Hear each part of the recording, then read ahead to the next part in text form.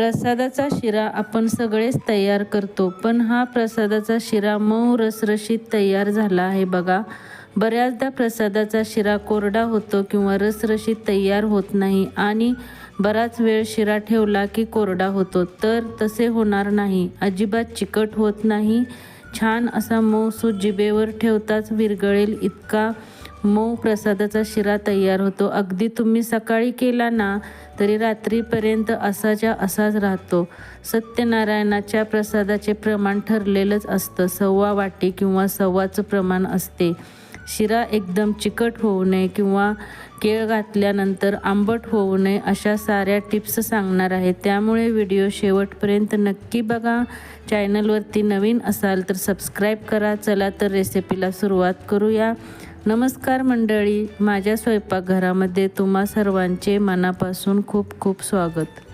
आता सत्यनारायणाचा प्रसाद करताना आपल्याला साहित्य काय काय लागणार आहे ते बघूया. इथे मी 1.25 कपाचं प्रमाण घेतलेलं आहे. हा कप आहे, याने 1.25 कप सर्व जिन्नस मोजून घेतलेले आहेत. दूध 1.25 कप, पाणी 1.25 कप. दुधाचं आणि पाण्याचं प्रमाण तसंच ठेवायचं आहे. आणि 1.25 कप रवा घेतलेला आहे. 1.25 कप तूप घेतलेलं आहे आणि थोडीशी वेलची पावडर आहे, थोडेसे ड्रायफ्रुट्स आहेत आणि 1 केळी घेतलेली आहे, छोटी केळी आहे. तुळशीची पाने लागणार आहेत आणि 1.25 कप साखर लागणार आहे. तर आपण आता साहित्य बघितलं. आपण आता रेसिपीला सुरुवात करूया. इथे आता आपण एका पातेल्यात पाणी आणि दूध तापायला ठेवूया. उकळवूनच घ्यायचं आहे. आता हे कमी गॅसवर उकळायला ठेवलेलं आहे, तोपर्यंत आपण रवा भाजून घेऊया.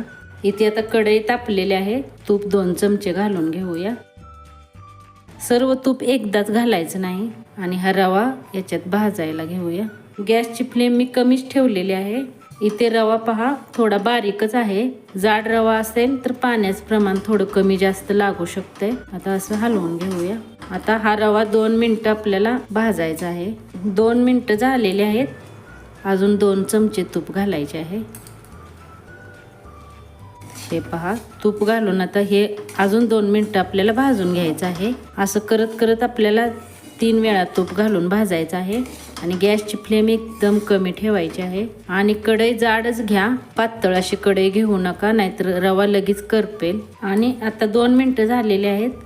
पुन्हा आपण असे तूप घालायचे आहे. आणि आता मी तूप घालून घेतलेलं आहे आणि हे उरलेलं तूप आहे ते नंतर व्हिडिओच्या शेवटी सांगेन कशासाठी लागणार आहे ते. हे आपण असंच ठेवूया.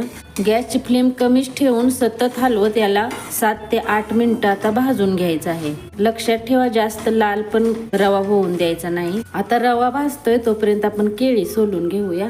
इथे मी छोटीच केळी घेतलेली आहे. हे पहा, केळी मी आता सोलून घेतलेली आहे आणि केळीचे असे 4 भाग करायचे आहेत. 4 भाग करून केळी कट करून घ्यायचे आहे, म्हणजे बारीक कट होते.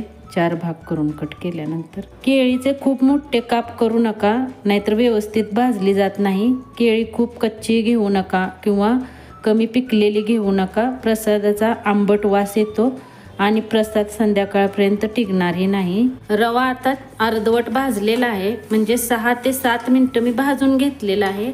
आता यामध्ये केळीचे काप घालायचे आहेत, म्हणजे केळी पण छान भाजली जाईल.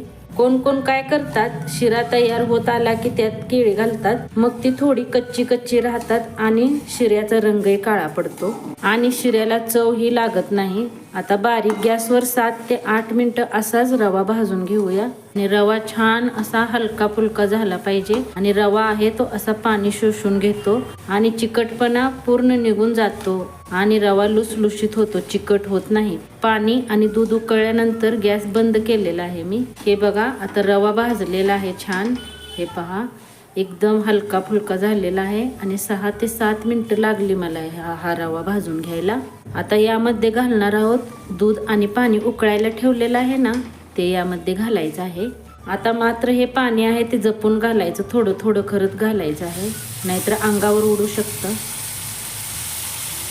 हे पहा, थोडं थोडं घालत मिक्स करायचं आहे, कारण रवा पण गरम आहे आणि पाणी पण गरम आहे, त्यामुळे थोडं थोडं करत घालत मिक्स करायचं आहे. सावकाश करायचं, म्हणजे अंगावरती उडणार नाही आणि असं थोडं थोडं घालून मिक्स करत जायचं आहे. हे जर पातेल्यात केलं ना तर अंगावरती उडत नाही, त्यामुळे सावकाश करायचं. हे आता उरलेलं देखील पाणी याच्यात घालून घेऊया आणि हे छान आता मिक्स करून घ्यायचं आहे.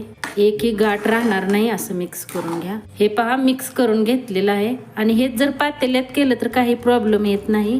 लक्षात ठेवा, गार पाणी किंवा दूध बिलकुल घालायचं नाही, त्यामुळे रवा चिकट होतो आणि घट्ट पण होतो. दूध पाणी याच्यात चांगलं मिक्स झालेलं आहे हे पहा. आणि टेक्स्चरही खूप छान आलेलं आहे. टेक्स्चरवरूनच समजते की किती छान झालेला आहे शिरा. आता याला वाफ देऊन घेऊया. गॅसची फ्लेम कमीच ठेवायची आहे. आता झाकण ठेवून 2 ते 3 मिनिटं आपल्याला वाफ देऊन घ्यायची आहे. साखर लगेच याच्यात घालायची नाही. साखर साहित्य दावताना माझ्याकडून स्किप झालेली आहे. साखर आपल्याला 1/2 कपच लागणार आहे. 2 ते 3 मिनिटं झालेले आहेत. पण झाकण काढूया आणि रवा छान मिक्स करून घ्यायचा आहे. आणि आता यामध्ये साखर घालायची आहे. लक्षात ठेवा, आधी साखर घालायची नाही, नाहीतर साखर घातल्यानंतर हळूहळू पाण्यासोबत शिजून चिकट होतो रवा. त्यामुळे साखर नंतरच घालायची. साखर आणि वेलची पावडर घालायची आहे आणि हे आता छान मिक्स करायचं. अशी साखर घातली ना की रवा अजिबात चिकट होणार नाही. हे पहा, मी आता छान मिक्स करून घेतलेलं आहे.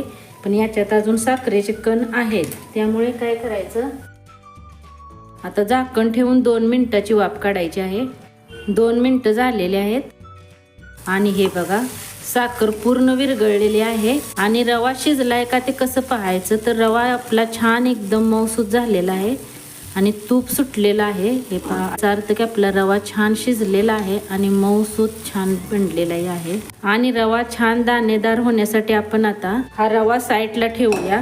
रवा साईडला ठेवलेला आहे आणि इथे मी आता तडका पॅन घेतलेला आहे. आणि हे जे उरलेलं तूप होतं ना ते आता याच्यात घालायचं आहे. आणि तूप चांगलं कडकडीत कडलं की आपल्याला ड्रायफ्रुट्स आहेत ते गरम करून घ्यायचे आहेत. गॅस मी बंद केलेला आहे. आणि हे पहा, छान आता भाजलेले आहेत. जास्त लाली करायचे नाहीत आणि याच्यात घालायचं. आता असं मिक्स करून घेऊया. याने काय होतं, आपला जो शिरा आहे ना तो एकदम दाणेदार तयार होतो.